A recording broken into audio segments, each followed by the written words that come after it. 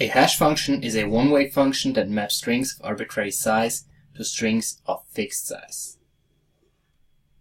Imagine having here all possible strings of arbitrary length in binary, and you put them into a hash function. You will get a much smaller set of possible strings, zeros and ones, with a predetermined length. Hash functions must have the following properties. Collision resistance. This means, given a x and a y, which are not equal, it's highly unlikely that you will get a hash of y which equals the hash of x. Notice that it's collision resistance and not collision freeness. Looking at this definition here, you can see that the left-hand side, the input space, is much larger than the output space. So by definition, you're going to have some collisions happening. But with the help of really big numbers and really small probabilities, this property can be achieved. Next, a hash function must be hiding. This goes back to the definition of a hash function. It is one way. So it must be easy to put in x and get out a hash of x. But it must be infeasible to go from the hash of x and then somehow find x. So it's one way. The third requirement is puzzle friendliness. Given a hash function with input x plus some modification,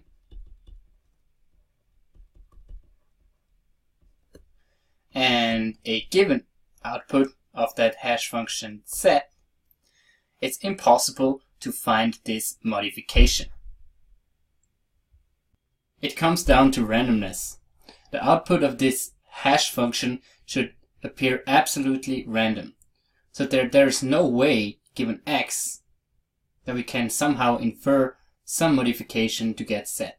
There's no better way to just simply try all the different modifications.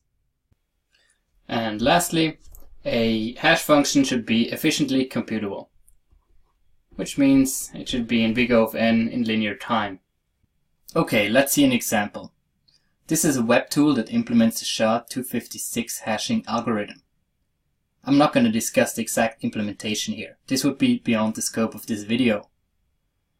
But I can tell you this. It's called SHA-256 because its output hash is 256 bits of information, or 64 characters long. Okay, let's try. I'm going to put down a simple letter A. And as you can see here, the algorithm creates a random looking 64 character long string. And you can also notice that this string is hexadecimal, meaning it can contain digits 1 to 9 and letters A to F. Okay, so far so good. Let's make a minor change here. Let's change the lowercase letter to an uppercase letter. And boom. You can see the output is a lot different. This is also called the avalanche effect. A small change in the input results in a big change in the output. This avalanche effect supports the third property, puzzle friendliness. Imagine you wanted to find out the input to this hash. And you only know that A was giving you this. How do you find the modification to this lowercase a so that you find the hash here? Basically, there's no other way than simply trying all possible inputs, which of course is infeasible. And lastly, let's see what happens if we just put in some really long sequence of letters, longer than 64 characters. And you can see the output still generates these 64 random looking characters. And same again here, If we make a minor change, I delete one F, I get a completely different looking output. One F more, one F less.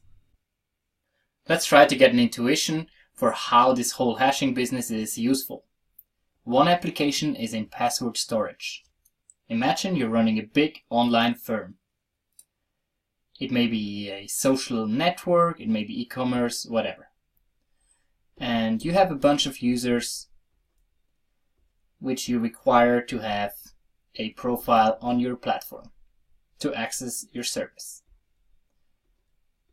To access your service, they need to log in into their profile. So they have some password. And of course, you just save those passwords in your database. Whenever your user logs in, you compare the password you saved to what your user typed in. But this is a big problem. You see, whenever you get hacked now, all the passwords are gone and the hacker has access to all your users' profiles. To avoid this situation, you guessed it, instead of saving the actual passwords, we're gonna save the hashes of the passwords.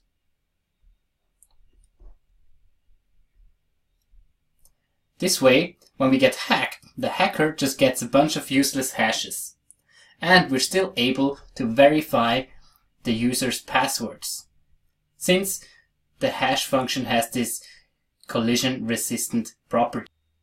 Another application of hashing, which is more directly related to blockchain technology, is file integrity checks. Let's assume that your storage space on your laptop is getting tight and you decide you want to use some sort of a cloud storage service.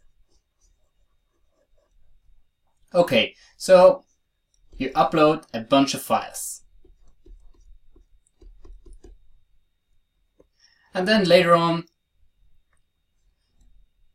you download those files again when you got yourself an external hard disk or whatever, a new laptop or whatever it may be, or you just need a single file right now. Okay, so you as a user, you want to be sure that you get the same file back as you uploaded, right? How can you ensure this? Well, before you upload this file here, you can run it through a hashing algorithm and you store the hash of that file locally on your computer. This requires very little storage space. And then you can just upload the files on the cloud and delete the files. And then later on, when you have space again, or you just need one of the files locally on your laptop, you run that downloaded file through the hashing algorithm, and then, once again, you get this output and you can compare it to what you had before when you uploaded the file. If these two hashes are the same, you can be sure the file is still exactly the same. If it's not, you have actual proof that someone messed with your file. You don't know exactly what has changed, but you can be absolutely sure that someone messed with your file. And you probably wouldn't want to use that storage service ever again.